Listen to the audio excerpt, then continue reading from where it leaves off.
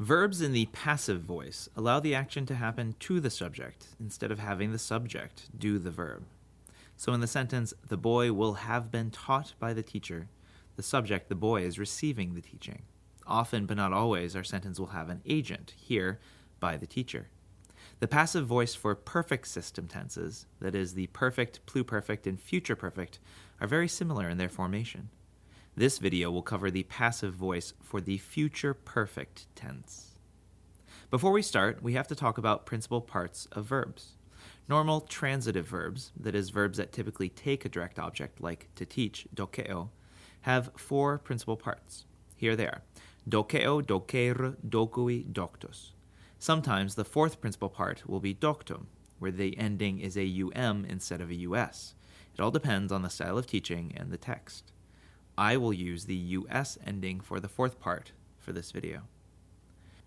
The first principal part, doceo, is the first person singular of the present tense, so I teach.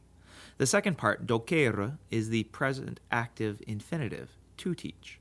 The third, docuī, is the first person singular of the perfect tense, so I taught or I have taught. And the fourth one, doctus, is the perfect passive participle, having been taught.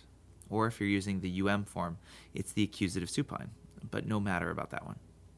The neat thing about principal parts is that the first two parts, doceo and docēre, are used with the present system tenses. So we use these two to form all of the forms of the present, imperfect, and future. The last two are key for perfect system tenses, that is, the perfect, pluperfect, and future perfect. The third principal part, docuī, is used for all perfect active forms, while the fourth one, doctus, is used for all perfect passive forms. That's it. A simple division in a word's parts, and you can, in fact you probably should, think of the third part as the perfect active part, and the fourth part as the perfect passive. So we're going to investigate how to form the passive voice of the future perfect tense, which itself is very similar to the perfect passive. The first thing that we do is take the fourth part, so doctus, and turn it into an adjective, doctus aum. We're going to use doctus when the subject is masculine, docta when feminine, and doctum when neuter. This will be the singular form, and in the plural, we need to use the plural forms of doctus aum. So, since it's a first and second declension adjective, we will turn doctus into doctī, docta into doctæ, and doctum into docta, here represented as doctī, I, a. So we have the singular and plural. Now we need to differentiate between first, second, and third persons. The simplest way to do that is to take our handy linking verb sum and use it. Since the future perfect is really the completed future, we will use the future tense of sum. So ero, eris, erit, erimus, eritis, erunt. And here is our future perfect passive verb. Doctus aum ero, doctus aum eris, doctus aum erit, and in the plural, doctī a erimus, and notice that the participle part changes. Doctī a eritis, doctī a erunt. That's it. And we do the exact same steps for every single verb. The fourth principal part, the perfect passive participle, make it an adjective, then add the future tense of sum. So for amo, amara, amavi, amatus, we have amatus, aum, ero, etc. The same for capio, capere, capi, captus. It's captus, aum, ero. We translate the future perfect passive with a will have been.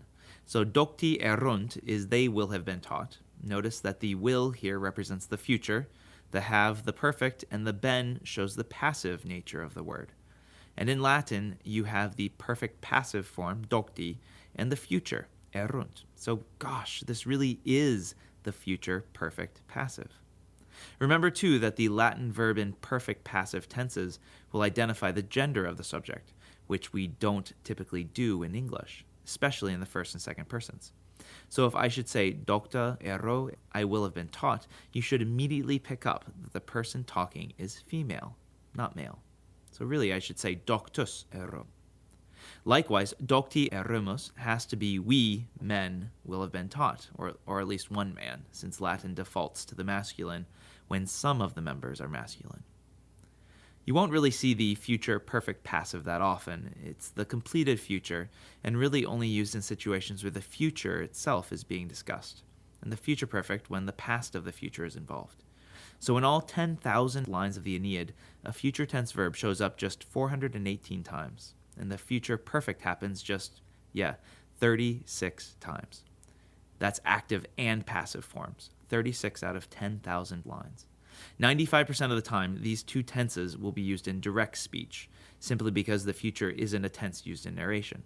That's more typically the past tenses, and sometimes the present is used to make actions appear more vivid.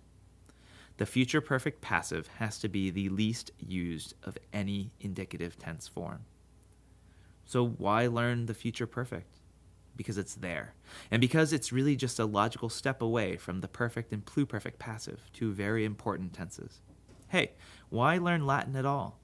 Because it helps you complete your knowledge of everything, because it makes you smarter, because it makes you understand how things work. The future perfect passive is just another tool in your shed of genius.